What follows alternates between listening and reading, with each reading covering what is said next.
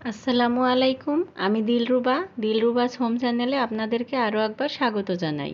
কাছে এবং দূরে, দেশ ও দেশের বাহিরে যে যেখান থেকে আমার আজকের এই ভিডিওটি দেখছেন, আশা করি আল্লাহ তাআলার অশেষ রহমতে সবাই অনেক ভালো আছেন।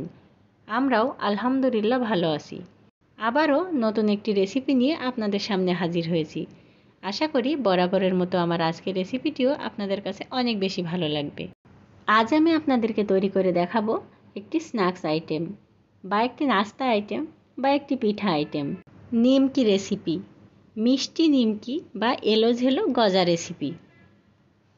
এটা তৈরি করে আপনারা 1 মাস পর্যন্ত সংরক্ষণ করতে পারেন।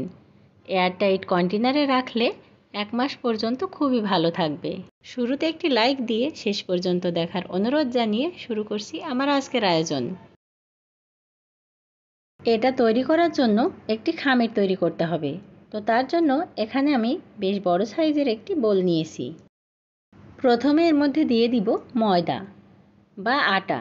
এখানে আপনারা আটাও ব্যবহার করতে পারেন, আবার ময়দাও ব্যবহার করতে পারেন, তবে ময়দাটা ব্যবহার করলে বেশি ভালো রেজাল্ট আসে। 4 কাপ পরিমাণ ময়দা দিয়ে দিলাম স্বাদমতো লবণ। এবার দিয়ে দিব ঘি। ঘির পরিবর্তে আপনারা তেল দিতে পারেন, তবে ঘিটা দিলে টেস্ট এবং ফ্লেভার দুটোই ভালো আসে। এখানে 4 কাপ ময়দার জন্য আমি 6 টেবিল চামচ পরিমাণ ঘি নিয়েছি। এবার একটু সময় নিয়ে সব কিছুকে খুব ভালোভাবে মিক্সড করে নিতে হবে। হাত দিয়ে এভাবে ডলে ডলে ঘি এবং লবণের সঙ্গে ময়দাটাকে ভালোভাবে মিশিয়ে নিতে হবে। পারফেক্টভাবে মিশানো হয়ে গেলে ময়দার কালারটা কিন্তু চেঞ্জ হয়ে আসবে, তখন বুঝে নিতে হবে মিশানো হয়ে গিয়েছে। তারপর অল্প অল্প করে পানি দিয়ে একটি ডো তৈরি করে নিতে হবে, তবে একবারে বেশি পানি দেওয়া যাবে না। অল্প অল্প করে পানি নিতে হবে আর এভাবে মাখতে হবে। অবশ্যই এখানে নর্মাল তাপমাত্রার পানি ব্যবহার করতে হবে, কোনোভাবেই এখানে গরম পানি ব্যবহার করা যাবে না। ডোটি এমনভাবে মাখাতে হবে যেন খুব বেশি শক্ত না হয়ে যায়, আবার খুব বেশি নরমও না হয়ে যায়।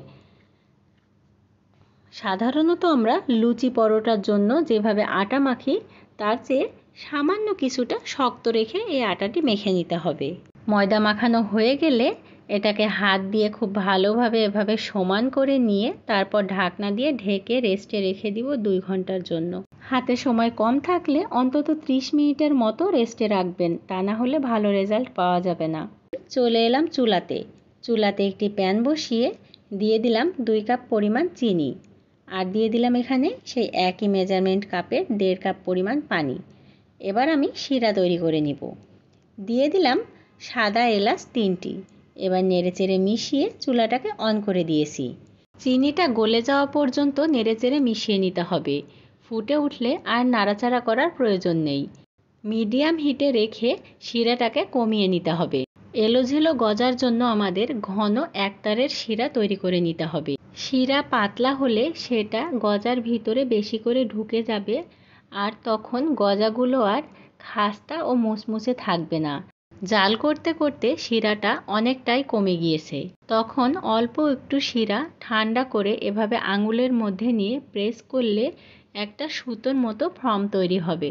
তখন বুঝে নিতে হবে আমাদের একতারের শিরা তৈরি হয়ে গিয়েছে। এবার আমি চুলাটা বন্ধ করে শিরাটাকে একটা সাইডে রেখে দিচ্ছি। ময়দার মিশ্রণটাকে এবার আবারও খুব ভালোভাবে এভাবে চেপে চেপে মাখিয়ে নিতে হবে। এই পর্যন্ত যারা আমার সঙ্গেই আছেন, ভিডিওটি ভালো লেগেছে অথচ একটি লাইক দিতে ভুলে গিয়েছেন, ছোট্ট একটি লাইক দিয়ে ভিডিওটি কন্টিনিউ করবেন। ডো থেকে কিছুটা আটা নিয়ে এভাবে আমি একটু লম্বা আকার দিয়ে নিয়েছি। তারপর একটি চাকুর সাহায্যে ছোট ছোট করে কেটে নিচ্ছি, সবগুলো যেন একই সাইজের হয়। এবার এখান থেকে এক টুকরো আটা নিয়ে 2 হাতের তালু দিয়ে খুব ভালোভাবে একটু স্মুথ করে নিয়ে তারপর একটি লেচি তৈরি করে নিয়েছি। এভাবে আমি সবগুলো লেচি তৈরি করে নিয়েছি। এখানে আমার 50টা মতো লেচি হয়েছে। এবার ঢাকনা দিয়ে ঢেকে রেখে দিব একটা সাইডে। বোর্ডের উপরে সামান্য পরিমাণে একটু তেল বুলিয়ে নিলাম। এবার একটা একটা করে লেচি নিয়ে লুচির মতো করে একটু বেলে নিচ্ছি। বাকি লেচিগুলোকে আমি ঢেকে রেখেছি। খুব পারফেক্ট গোল শেপের প্রয়োজন নেই, মোটামুটি একটা আকার আসলেই হবে। এবার একটি নাইফের সাহায্যে দুই সাইডে প্রায় 2 সেন্টিমিটার করে জায়গা রেখে এভাবে কেটে নিচ্ছি। আপনারা ভালোভাবে স্ক্রিনে ফলো করুন, তাহলে বুঝতে পারবেন আমি কাজটি কিভাবে করে নিচ্ছি। এভাবে এবার একটা পাশ থেকে উঠিয়ে এভাবে প্রেস করে দিতে হবে। আপনারা একটু ভালোভাবে লক্ষ্য করুন, তাহলে দেখবেন ইজিভাবে আপনারাও করে নিতে পারবেন। ব্যাস, তৈরি হয়ে গেল আমার একটা এলোঝেলো গজা।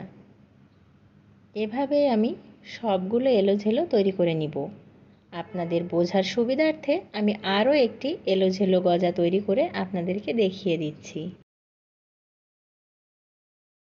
মুড়িয়ে নেওয়া হয়ে গেলে দুই সাইডে এভাবে হাত দিয়ে একটু চেপে ফিক্সড করে দিতে হবে, যেন তেলের মধ্যে ছাড়ার পরে ছড়িয়ে না যায়। এভাবেই আমি অফ ক্যামেরাতে সবগুলো এলোঝেলো তৈরি করে নিয়েছি। চুলাতে তেল গরম বসিয়েছি। সামান্য এক টুকরা আটা দিয়ে দেখে নিলাম তেলটা পারফেক্ট গরম হয়েছে কিনা। আটাটা তেলে ছাড়া মাত্রই উপরে ভেসে উঠেছে, তার মানে তেলটা পারফেক্টলি গরম হয়েছে। এবার একটা একটা করে এলোঝেলো তেলের মধ্যে ছেড়ে দিচ্ছি। খুব বেশি চাপাচাপি করে দেওয়া যাবে না, তাহলে ফোলার জায়গা পাবে না। এলোঝেলো ভাজার জন্য আপনারা একটা ছড়ানো পাত্র নির্বাচন করবেন। যেহেতু আমি অনেকটাই ছড়ানো পাত্র নিয়েছি, তাই একসঙ্গে অনেকগুলো এলোঝেলো ভেজে নিতে পারবো। তেলে ছাড়া মাত্রই সুন্দরভাবে পরতগুলো খুলে খুলে যাচ্ছে, দেখতে অনেক সুন্দর লাগছে মাশাআল্লাহ। মিডিয়াম টু লো হিটে রেখে এলোঝেলোগুলোকে একটু সময় নিয়ে ভেজে নিতে হবে। গোল্ডেন ব্রাউন কালার করে এলোঝেলোগুলোকে ভেজে নিতে হবে। যেগুলো ভাজা হয়ে গিয়েছে একে একে আমি একটি স্ট্রেনারের সাহায্যে এভাবে তুলে নিচ্ছি। তেল থেকে তুলে এলোঝেলোগুলোকে কিচেন টিস্যুর উপরে রাখতে হবে, যেন এক্সট্রা তেলটা শোষণ করে নেয়। এভাবেই আমি সবগুলো এলোঝেলো একে একে ভেজে নিব। আমার আজকের এই এলোঝেলো রেসিপিটা কার কাছে কেমন লেগেছে অবশ্যই কমেন্টের মাধ্যমে আপনাদের মূল্যবান মতামত জানাতে ভুলবেন না। রেসিপিটি যদি ভালো লেগে যায় চাইলে চ্যানেলটিকে সাবস্ক্রাইব করে বন্ধু হয়ে আমার পাশেই থেকে যেতে পারেন। আর এই কাজটি যারা অলরেডি করে ফেলেছেন তাদেরকে জানাই অসংখ্য ধন্যবাদ। সবগুলো এলোঝেলো ভেজে নেওয়া হয়ে গিয়েছে। এবারে এলোঝেলোগুলোকে রুম টেম্পারেচারে আসা পর্যন্ত অপেক্ষা করতে হবে। কোনোভাবেই গরম অবস্থায় শিরার মধ্যে দিতে যাবেন না। এলোঝেলোগুলো ঠান্ডা হয়ে গিয়েছে। এদিকে চিনির শিরাটা ঠান্ডা হয়ে গিয়েছিল, তাই চুলাতে দিয়ে জাস্ট একটা বলক তুলে নিয়েছি। এবার একটা একটা করে এলোঝেলো নিয়ে চিনির শিরাতে উল্টিয়ে পাল্টিয়ে 10 সেকেন্ডের মতো একটু রেখে তারপর তুলে নিতে হবে। এভাবে সবগুলো এলোঝেলো চিনির শিরাতে কোট করে তুলে নিয়েছি। এই এলোঝেলো নিমকিগুলো চিনির শিরাতে দিয়েও খেতে পারেন, আবার চিনির শিরাতে না দিয়েও খেতে পারেন, দুই রকমই অনেক মজা লাগে খেতে। এভাবে এবার একটি এয়ারটাইট কন্টেনারে রেখে 1 মাসের মতো আপনারা সংরক্ষণ করতে পারেন। সবার সুস্বাস্থ্য ও দীর্ঘায়ু কামনা করে ভিডিওটি আজকের মতো এখানেই শেষ করছি। দেখা হবে নতুন কোনো রেসিপি নিয়ে। সেই পর্যন্ত সবাই অনেক বেশি ভালো থাকুন। আসসালামু আলাইকুম। আল্লাহ হাফেজ।